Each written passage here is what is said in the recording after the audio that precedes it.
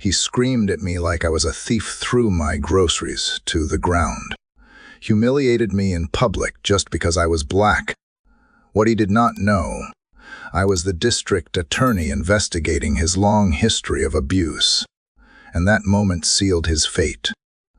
He yelled at me like I was a criminal, right there in the middle of the supermarket parking lot, in broad daylight, in front of mothers with strollers, teenagers holding milkshakes, and elderly folks struggling to load their bags. His voice cut through the warm Saturday air like a blade, sharp, humiliating, unapologetic. "Madam, put the bags down." Done, T-move. It was not a request. It was a command and order barked with the raw venom of a man too used to being obeyed without question. I froze. The brown paper grocery bags in my arms rustled as they trembled against my chest. One of them split from the bottom, and oranges tumbled out, rolling across the asphalt like startled prey. A child gasped. An old woman whispered, "Lord have mercy." And there he was, Officer Scott Hensley, swaggering toward me in that all too familiar uniform. Tan-skinned, mid-40s, buzz cut like he shaved it out of boredom. Not discipline. His mouth pulled tight like a man whose every smile was a threat. A badge shining like a weapon. He pointed, "You step back. Step back right now." I looked behind me. He was talking to a high school kid who had stopped his skateboard, unsure what he was even witnessing. And then he turned back to me. "You think you can just walk out of here with all that?" I blinked. "What are you talking about?" "You know exactly what I am talking about. Store manager called it," said a woman matching your description, "left without paying." I wanted to laugh, I really did, but I did not. Instead, I said quietly, "Check the receipt. It is in the bag." He did not. He did not even look. He snatched the rest of the bag from my hand and slammed it on the hood of his cruiser. Eggs cracked inside. Yogurt exploded. A container of spinach flipped open, greening the metal. I stood there, in silence. People were recording now. I could see the phones raised from the corners of my eyes. A teenage girl whispered, "Why is he doing that to her?" He barked again. "You're Ed. Now." My fingers trembled slightly as I reached into my purse. Every part of me screamed to tell him, to say who I was, to reveal the badge tucked in the side of my wallet, the same one he likely never imagined I carried. But I did not. Not yet. Because this was not about me. This was about him. About how he treated people who did not look like him. About how he did not ask questions, he assumed guilt. About the power he wore like a loaded gun with no safety. He took my license and stared at it. His eyes narrowed. "Renai Caldwell." I nodded. He repeated it. Slower. "Renai Caldwell." And for a split second, I saw something flicker behind his eyes. Recognition. Doubt. A ghost of fear. But it passed. He scoffed. "Well, Renai, you should know better than to cause a scene." He tossed my id back at me like it was a dirty napkin. "I did not cause anything," I said. He leaned in close. "You people never do, right? You people." There it was. The air around us turned thicker. He did not shout after that. He just smirked and strutted back to his patrol car. No apology. No explanation. Just a mess of groceries, a bruised ego, and a parking lot full of silent witnesses. The skateboard kid helped me pick up the oranges. "Madam, you okay?" I nodded. I did not cry. Not then, but I burned. Burned with every unsaid word. Every injustice I had spent years fighting in court. Every case I would seen collapse because of men like him. I was not just a woman holding groceries. I was the district attorney of this city. And Scott Hensley had no idea I was the one investigating him. Not yet, but he would.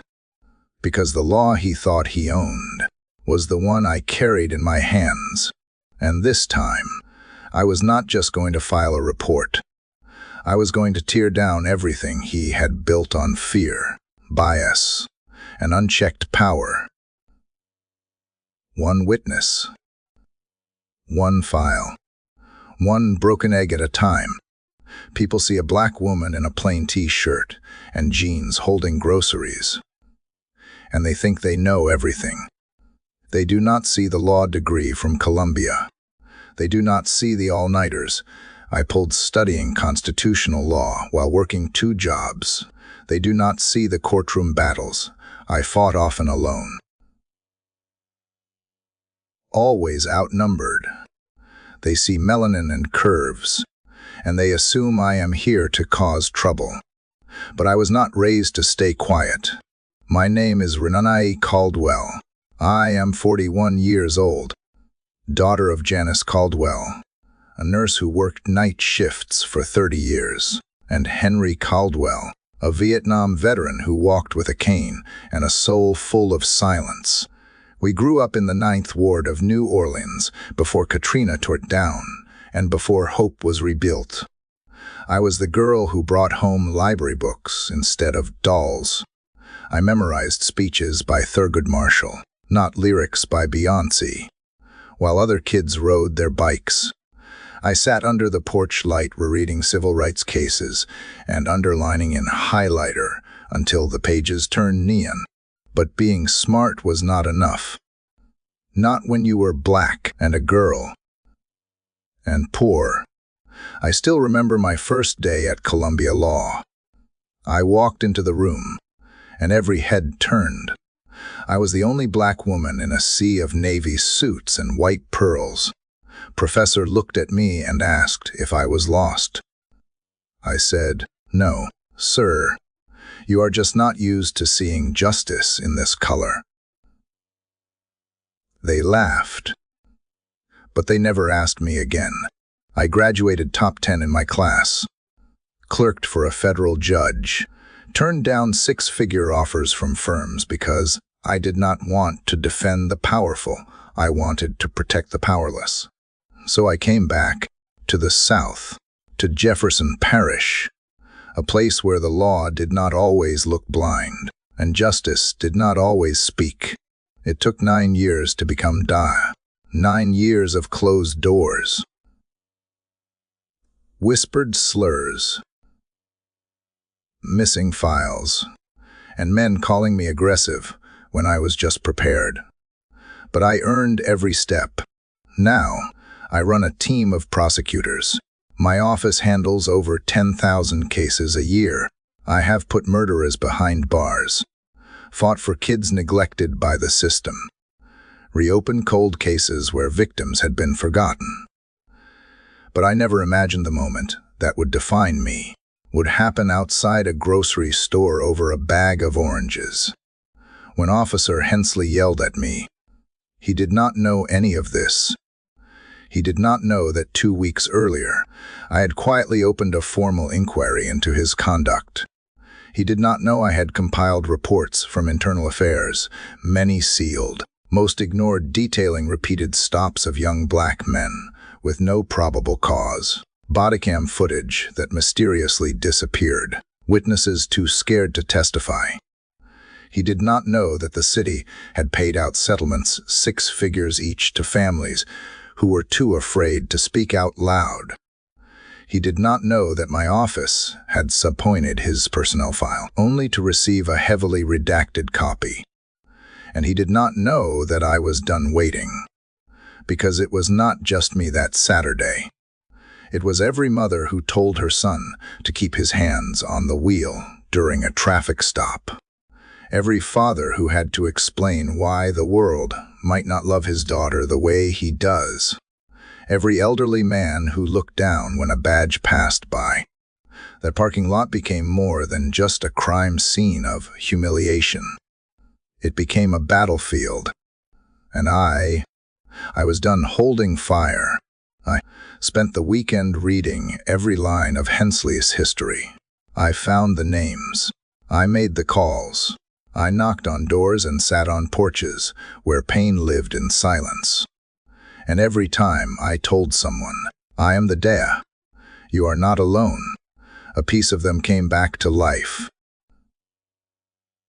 Monday morning, I walked into my office, and my assistant, Teresa, handed me a file.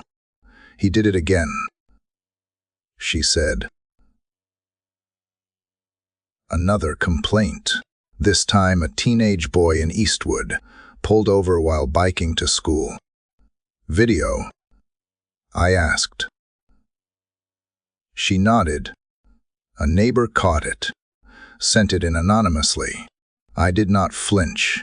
I did not blink. I added it to the pile. My pile. Because that is who I really am, not the woman Officer Hensley saw, not the woman strangers misjudge.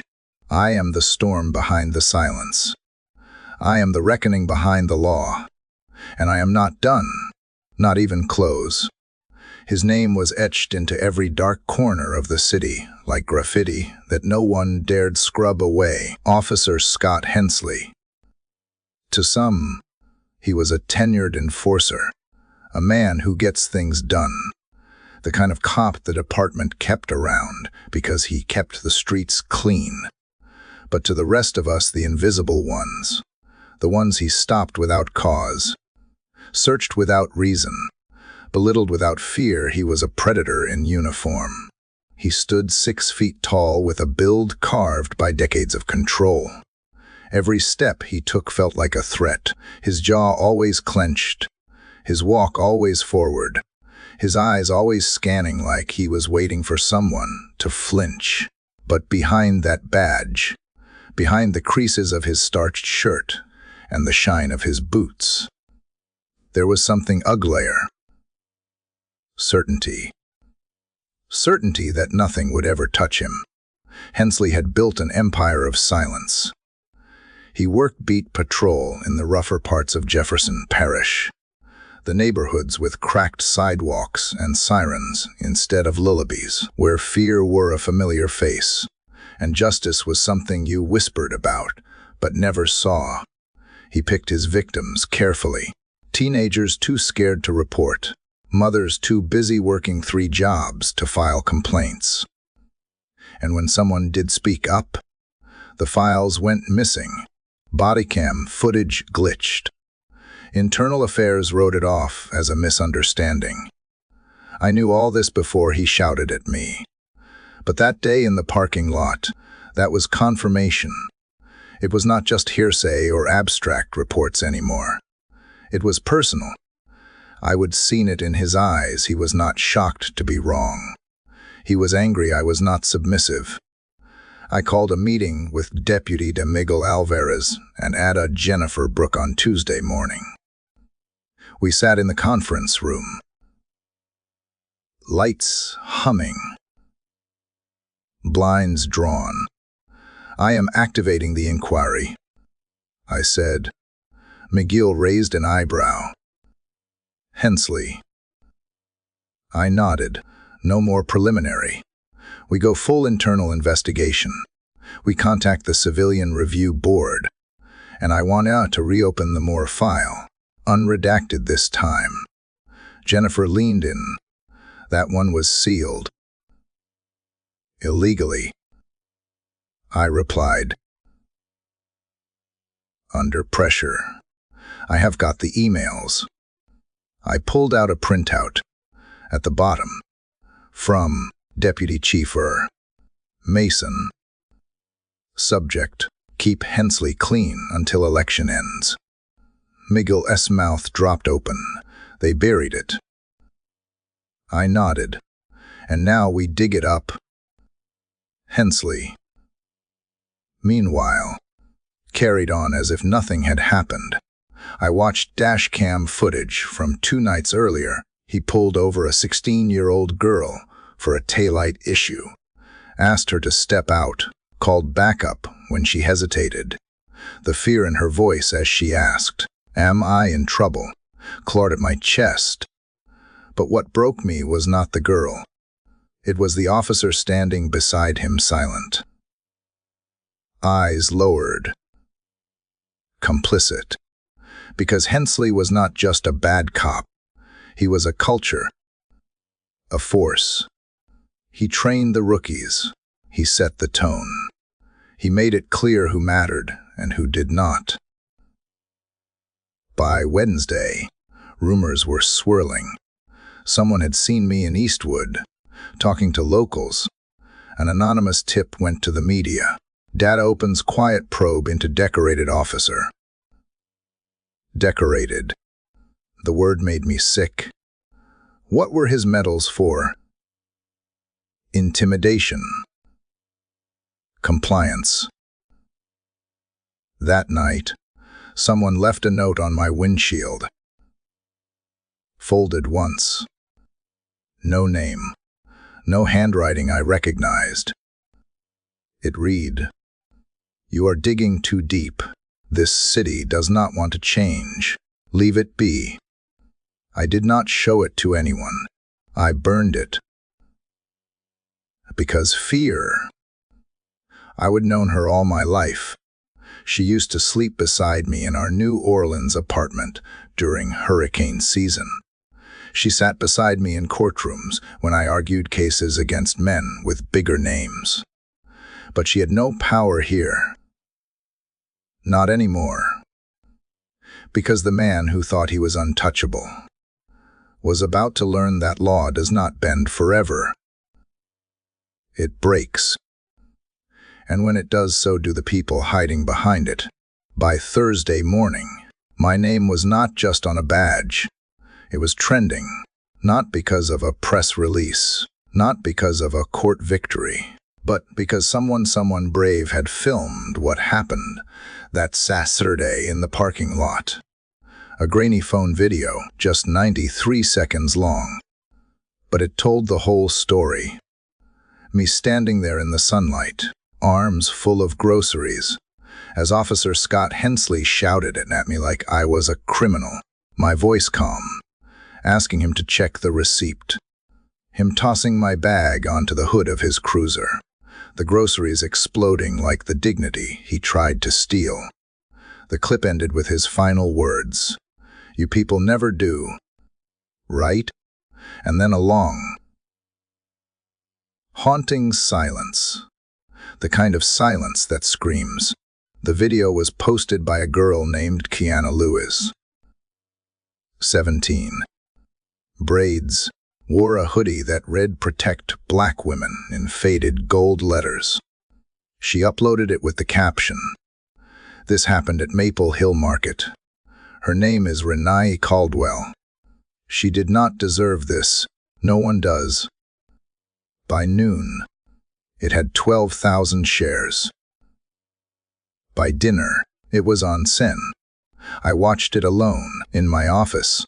I had seen it live. Lived it. But somehow, watching it like this stripped of emotion, viewed through a screen, it felt like I was seeing it for the first time. The way his voice cut through me, the way I held my breath, unwilling to let him break me in public. But more than anything, what I felt was shame. Not for what he did, but for how much of it I had let slide over the years. I had fought for children, for families, for victims of assault, but I had never made it personal. Until now. By nightfall, reporters stood outside my building. Microphones. Flashbulbs. Questions shouted through the cold March wind. Day Caldwell. Do you plan to press charges? Is Officer Hensley suspended? Do you believe race played a factor? I did not answer any of them. Not yet, but across town, the walls were already shaking. The police union issued a statement. Officer Hensley was following protocol during an investigation of suspected theft. We stand by our officer until all facts are reviewed. It was the same line they always used, the same shield they always hid behind. But the city was not buying it this time. Outside Maple Hill Market, a small protest began. 10 people. Then 20. Then 100, holding signs that read, "Hands off our groceries. Being black is not probable cause. Renai is all of us." Inside the precinct, pressure mounted. Some officers whispered that Hensley went too far. Others backed him openly, calling the video misleading. But what rattled them most was the quiet. I had not said a word publicly, and silence from a district attorney is louder than any press conference. The mayor called me that night. "Renai, we need to get ahead of this," he said. His voice was tight, rehearsed. "I need to know what you are going to say before you say it." I took a breath. What I say will be truth, not strategy. Pause. Then, "Don't make this political."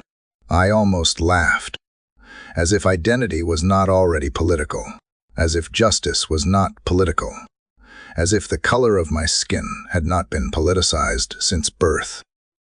I hung up without promising him a thing.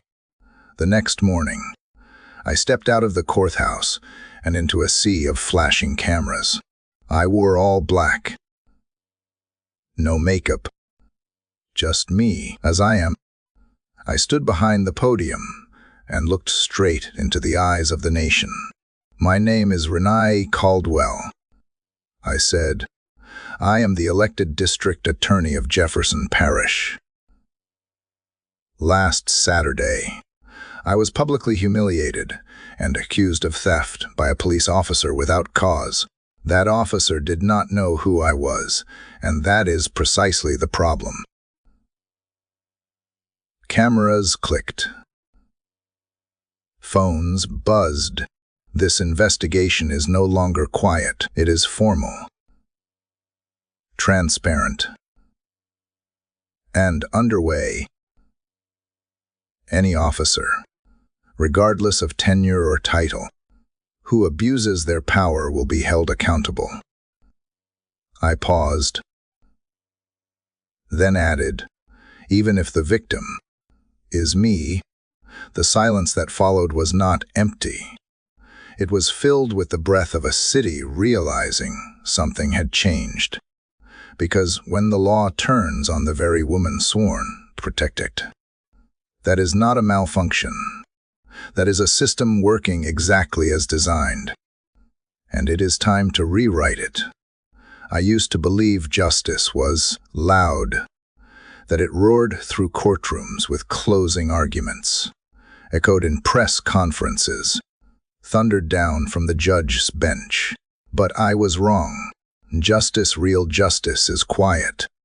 It whispers in the spaces between headlines.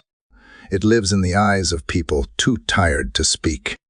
It breathes in places the news cameras do not reach. After my press conference, the city did not explode. It simmered. Some thought I had gone too far, that I was using my position for revenge. Others said I had not gone far enough, that I should had Hensley arrested that day in the parking lot. But I was not here for vengeance. I was here for the truth. And truth like justice, takes its time. The investigation was now official. Internal Affairs could not bury it. The Civilian Review Board had been activated, and behind the scenes, my office combed through years of reports names that had once been redacted now lit up under fluorescent light. We made a list. 17 incidents. Same officer. Same pattern. Different victims. Each file came with its own heartbreak. A 16-year-old boy stopped for suspicious loitering outside his own apartment complex. A pregnant woman handcuffed during a traffic stop in front of her crying toddler. A disabled veteran accused of resisting arrest after asking why he was being searched. Each story was its own quiet scream. I did not call a press conference. I did not tweet. I called them, one by one. I sat across from them in my office. No cameras. No microphones. Just honesty. I am reopening your case. I told the young boy who had not spoken to a cop since. I believe you. I told the woman who thought her voice did not matter. You deserved better. I told the veteran who stared at me with tears stuck in his throat. Some of them cried. Some of them did not believe me. But all of them listened. And for the first time, they were heard. Meanwhile, Hensley kept working. He had not been suspended. Not yet. The union had lawyered up, and the department played it cautious. They called it administrative review. Said they were assessing risk. Said I needed to let the process play out. But justice does not wait for comfort. So we moved forward. Jennifer, my Ada, came to me with a flash drive one afternoon. You need to see this. It was a compilation, video after video, bodycam footage that had been ignored or dismissed. Every incident had a story, every frame a wound. But one video, one 30-second clip made my stomach turn. A teenager, probably 15, standing on a sidewalk, backpack on, hands in pockets. Hensley approaches. What you got in your hands? Nothing, sir, the boy says. Take M out, now. The boy obeys. Hensley grabs his arm, slams him against the wall, cuffs him. No resistance. No reason. No crime. Just fear. And silence. I watched it twice. Then I stood. Get me the judge. I told Miguel, we are filing for a grand jury. You sure? He asked. No. I said, but it is time. The next morning, we filed the request. Hensley would be the first active duty officer in Jefferson Parish history to face a grand jury for misconduct under color of law. I did not celebrate, because justice is not a celebration. It is a responsibility. That night, I returned to Maple Hill Market. It was quiet. The sun had just set. The parking lot was mostly empty. I parked in the same spot, walked toward the entrance. The same cashier from that day M's. Dolores, with her silver bun and tired eyes, saw me. She paused, then smiled. I was hoping you would come back, she said. I had unfinished business. I replied. She reached beneath the counter, handed me a small white envelope. I opened it. Inside was a handwritten note. Thank you for showing us we are not crazy, for reminding us we are not invisible. The staff. I nodded. Because sometimes the loudest thing you can say is nothing at all. It started with a voicemail. Scratchy, nervous, almost afraid of its own words. "This is Darnell Moore," the voice said. "From Eastwood. I was one of them, one of the ones Officer Hensley. Hurt. I did not speak up back then, but I kept something. I did not know who to give it to. Until now." He left an address. I did not hesitate. That afternoon, I drove to a rundown 2-bedroom house on the far side of Eastwood. The porch sagged, and the front lawn was overrun with dry leaves. A pair of cracked lawn chairs sat abandoned in the corner. Darnell was waiting inside, hunched over a table that had seen too many winters. He was in his late 20s. Thin frame, eyes sunken not from age, but from years of carrying silence. "I did not know if you would really come," he said. "I always come for the truth," I replied.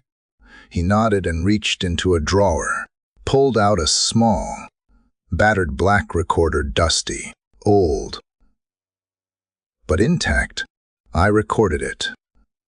He said, "The night he came to my house, I said nothing, just pressed play." The voice that came through was unmistakable. "Hensley, you think hiding behind your mother's front door means anything? You think anyone's gonna care if I take you in tonight?" Silence. Then a younger Darnell. "I did not do anything." More silence. Then Hensley again. "You are not supposed to. You are supposed to obey." The sound of a shove, a thud, a muffled sob. The clip ended. I looked up. Darnell's hands were trembling. I was 17. He said, he slammed down me on my mama's front steps. Said if we filed a complaint, he would come back with backup next time. "Why did not you turn this in before?" His eyes met mine. "Because I did not believe it would matter, until I saw what he did to you." I put the recorder in my purse and placed my hand over his. "It matters now," I said, "and so do you." Back at the office, McGill and Jennifer sat in stunned silence as I played the clip for them. "This is it," Jennifer whispered. "It is not just misconduct anymore. This is intimidation, coercion, abuse of power, all on tape. It is going to be ugly." McGill added, "The union will fight it. The department will panic." "Let them," I said. He wanted this war the moment he weaponized that badge. We moved quickly. The tape was authenticated, the witness affidavit notarized. We attached it to the grand jury file. It would be our opening volley. But we were not the only ones preparing. That night, a leak from inside the department hit the local news. An anonymous source claimed I was waging a personal vendetta against a decorated officer, that I was overstepping the bounds of the DI's office, that I had a bias against law enforcement. They used my own silence against me, but I did not flinch. Instead, I wrote a single op-ed for the Jefferson Journal, published the next morning. "I do not hate law enforcement. I respect it so much I refuse to let it be poisoned by fear and prejudice. This is not a witch hunt. It is a mirror. If you cannot look into it without shame, ask yourself why." That same day, Hensley was placed on unpaid leave. The public was not buying the smear campaign anymore. And then, the twist I never saw coming. A former officer named Andrew Wexler stepped forward. He had worked under Hensley 5 years ago, transferred out of Jefferson Parish after filing an internal complaint that was mysteriously closed. I thought I was the only one. He told me in a meeting room after hours. He slid a folder across the table. Inside were copies of old watch logs, photos, time-stamped entries. One image stood out. Hensley off route. Off duty. Parked outside a young woman's house. 3 nights in a row. The woman had filed for a restraining order. It was denied. Wexler's testimony became the final stone. By the end of the week, the grand jury had enough to move forward. The man who once strutted through the streets like he owned the city was about to sit from 12 citizens, none of whom owed him fear. The press called it the beginning of a reckoning, but for me, it was simpler. The mask had come off, and the man underneath was just another abuser. Only now, the law was watching. The grand jury was impaneled in silence. No flashing cameras, no reporters behind glass. Just 12 citizens sworn to hear the evidence and decide whether a man who wore a badge had used it as a weapon. Outside the courthouse, the city was no longer simmering. It boiled. Protesters stood shoulder to shoulder in the spring heat, their signs raised high. Not above the law. Justice for Eastwood. Day Caldwell, we believe you. I walked into the building through the side entrance, not because I was hiding, because I needed to focus. This was not about me anymore. This was about every person whose pain had been archived, ignored, buried in footnotes. The courtroom was stripped of ceremony. No robes. No applause.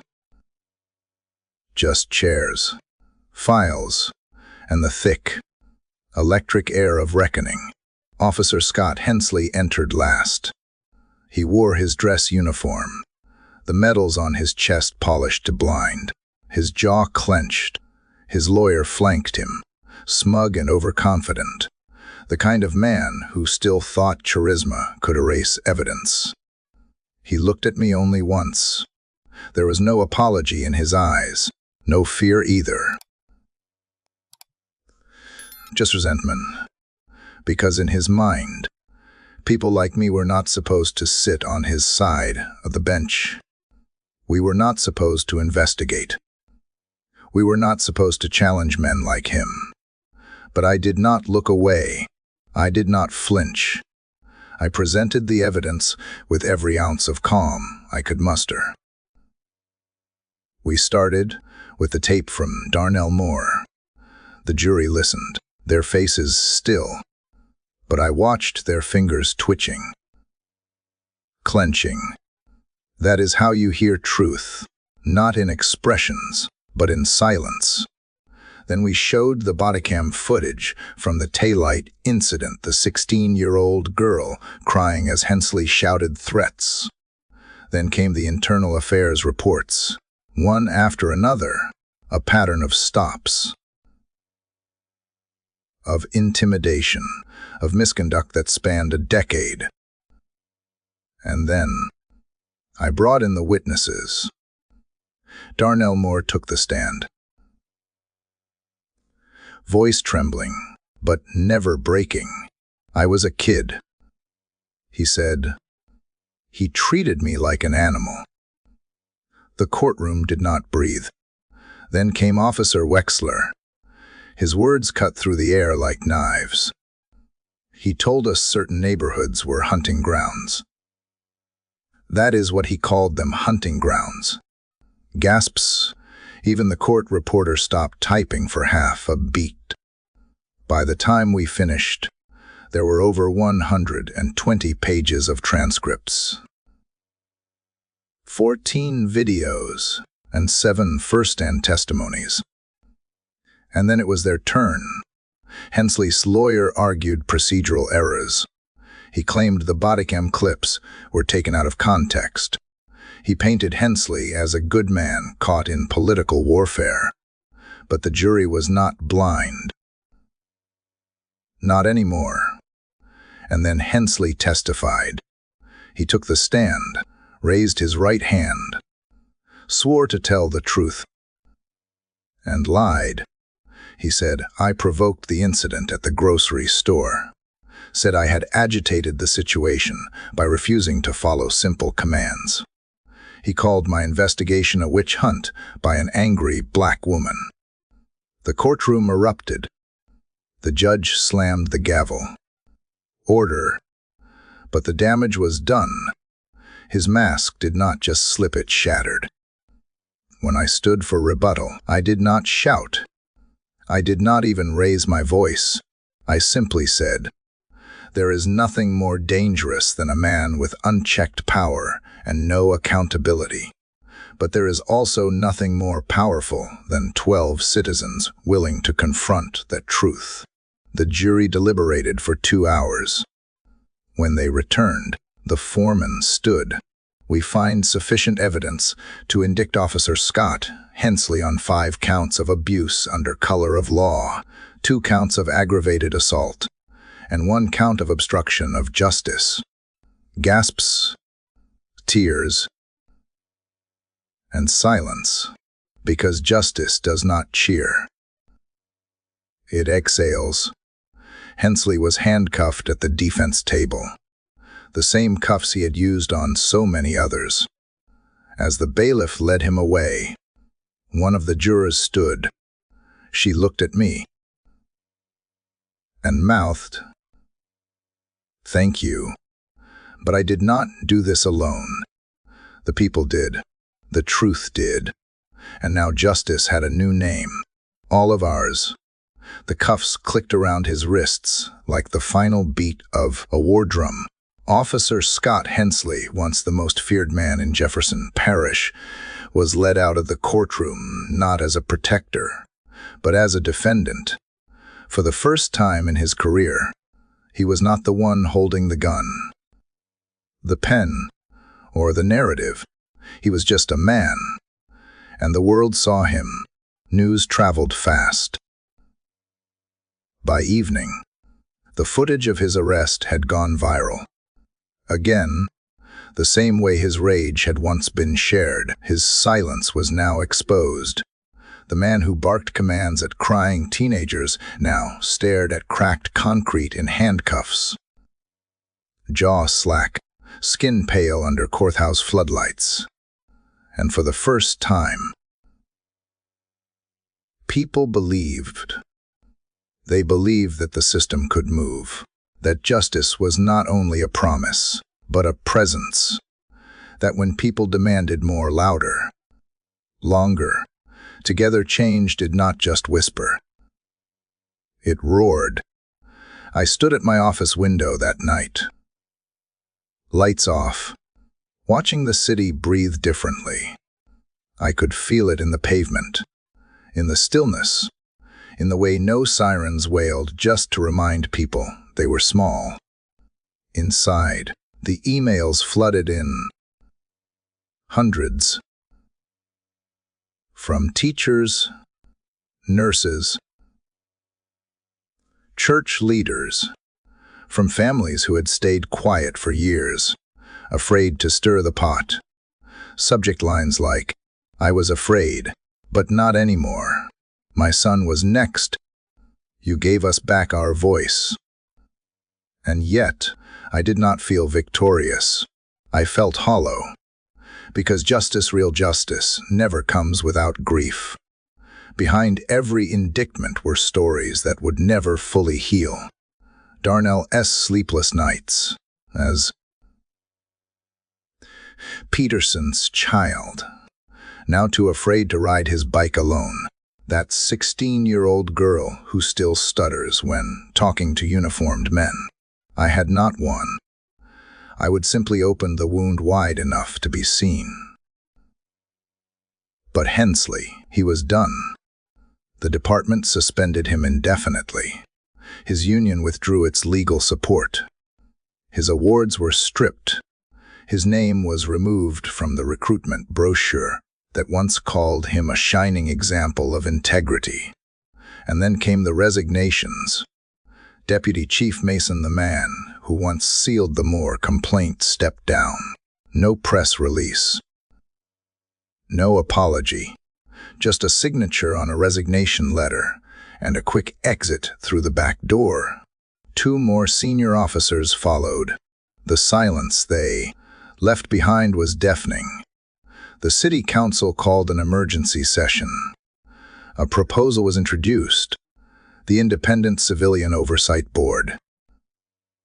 Real power. Real transparency. And this time, it had momentum. But not everyone clapped. Threats began to trickle in. Anonymous voicemails, a slashed tire on my car, a message taped to my door. Your kind never knows when to stop. But I did not flinch, because fear had knocked on my door before, and I had opened it, let it in, and shown it the truth. I held a town hall that weekend. No guards, no stage, just folding chairs in a high school gym and a mech that squealed when it started. The room was packed. I did not give a speech. I listened, one by one. People stood, shared their stories. A grandmother who had been too afraid to report a violent stop. A teenage boy who said, "I always thought it was just me." A father who once told his son, "Don't argue, just survive." And I, the woman once screamed at over groceries, stood and said, "You do not owe this city silence anymore. You never did." Applause did not follow, but heads nodded, and hearts cracked open. Hensley's arraignment was set for the following Thursday. He would walk into a courtroom again, but this time behind glass, behind charges, behind shame. I would be there, not to gloat, not for revenge, but because truth demands presence. And the fall of an untouchable is not just about one man, and it is about showing the next one. We see you. We are no longer afraid. And this time, we will not look away. The courthouse felt different that day. Not colder. Not darker. Just quieter. The kind of quiet that only comes after a storm, when the clouds are gone, but the sky still remembers how it wept. The hallways were not filled with protest signs or angry voices anymore. They were filled with something much louder presence. People showed up, not to shout, but to watch, to witness, to let the system know they were paying attention this time. No more closed doors, no more shrugged shoulders. I walked in through the main entrance. No side door, no back route. I did not hide. I passed the same security guard who once told me, "The day does not usually walk this way." That morning, he nodded solemnly and said, "Thank you." Inside the courtroom, the benches were packed. Teachers, mothers, young men with eyes full of stories they still had not told. And in the far back row, Kiana Lewis, the teenager who recorded the grocery store incident, sat in a black hoodie with "Protect Black Women" written in gold again. She raised 2 fingers to her forehead in a quiet salute. I smiled. When they brought Hensley in, he looked smaller. Not physically, but something inside him had shrunk. The arrogance was gone, replaced with something colder, emptier. He did not look at me. didn't look at anyone, just stared straight ahead as the judge read the charges again. 9 counts total, 2 felony assaults, 5 civil rights violations, 2 obstruction charges. The prosecution laid it out. I did not speak that day. I did not need to. The facts were louder than any argument. But when the judge asked if I had any final remarks before the arraignment ended, I stood, not for Hensley, for the room, for the people still holding their breath. I have heard it said that silence keeps the peace, that if we want to move forward, we need to quiet down. I said, letting my eyes sweep over every face. But peace is not silence. Peace is safety. Peace is fairness. Peace is not having to record a police encounter just to feel alive. I let the words hang. Holding someone accountable is not division, it is repair. And today, we begin to repair. When I finished, no one clapped, but no one needed to. Because peace was loud.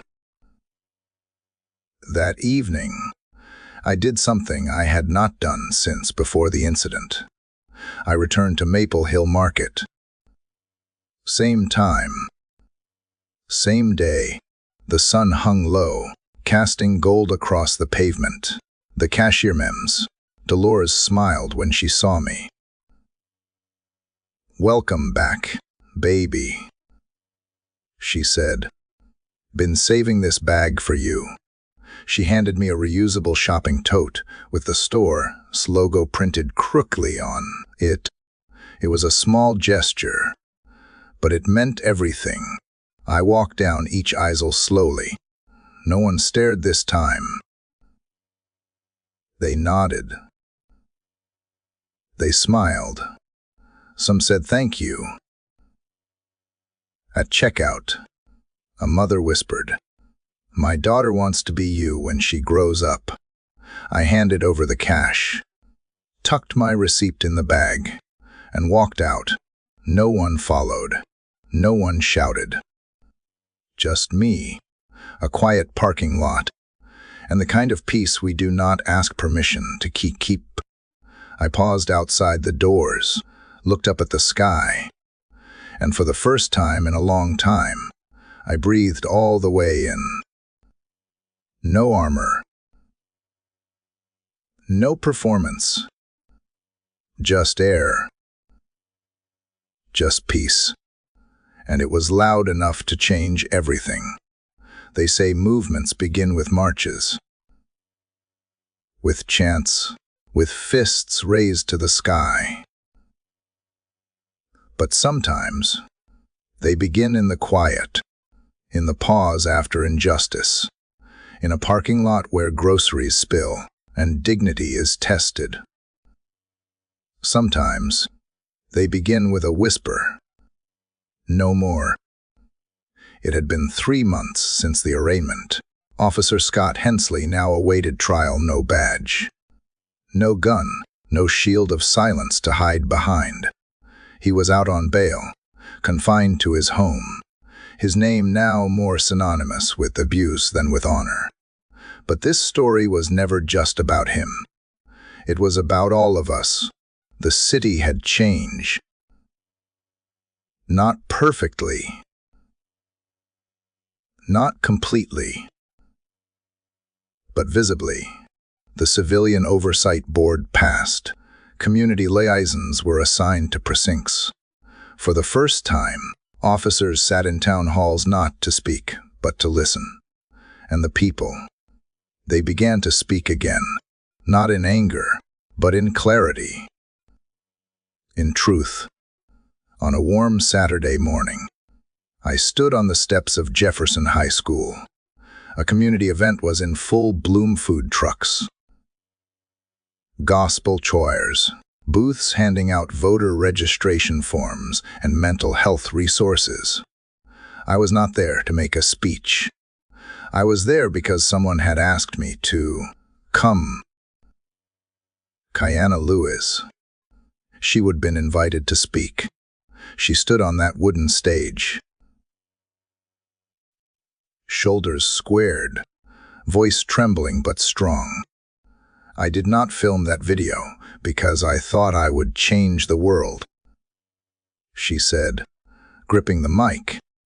I filmed it because I knew what I was seeing was not right, and I thought if I can't stop it, maybe someone else can. She looked over at me. I nodded.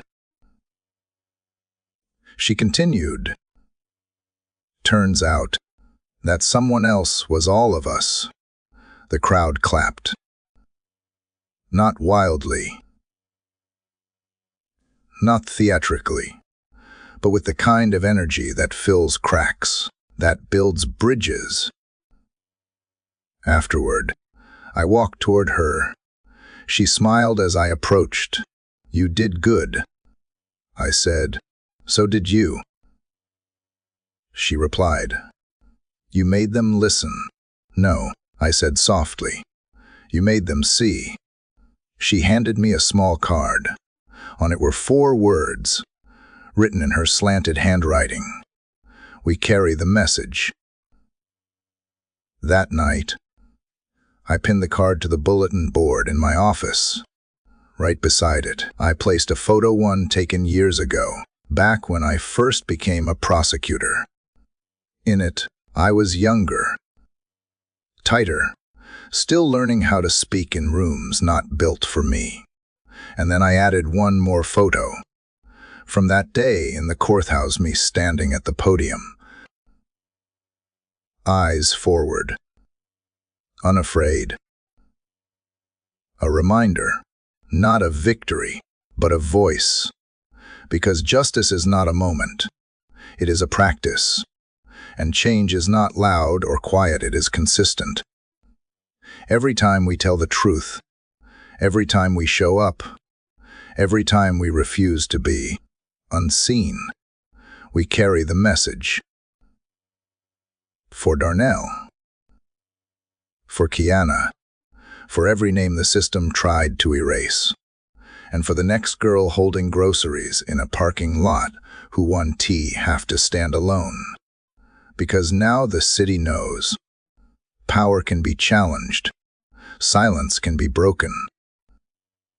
And peace can be loud. Sometimes, injustice does not wear a hood or hold a weapon. Sometimes, it wears a badge. Sometimes, it hides behind rules, policy, and years of silence. But no matter how powerful it seems, injustice has one enemy: it can never outrun truth. This story was not just about a police officer yelling at a woman with groceries. It was about what happens when we assume someone's worth based on what we see and ignore what we do not. It was about a woman who chose to stay silent until silence became complicity. It was about a community who thought they had no power until one act of courage made them remember they always did. The truth. You do not have to be a district attorney to fight injustice. You just have to show up, to record, to speak, to believe, to not look away. And if enough of us do that, one voice becomes a chorus. One act becomes a wave. One girl with a camera becomes a city that says, not here. Not anymore. Because justice does not always begin in a courtroom. Sometimes, it begins when someone finally says, I saw what happened, and I am not going to forget it. If this story moved you, don't let it end here. Subscribe for more powerful true stories that shine a light on injustice. Leave a comment, your voice matters. Share this video with someone who needs to remember. Silence never changed the world, but truth always will. Together, we carry the message. And together, We change everything. Thank you for watching.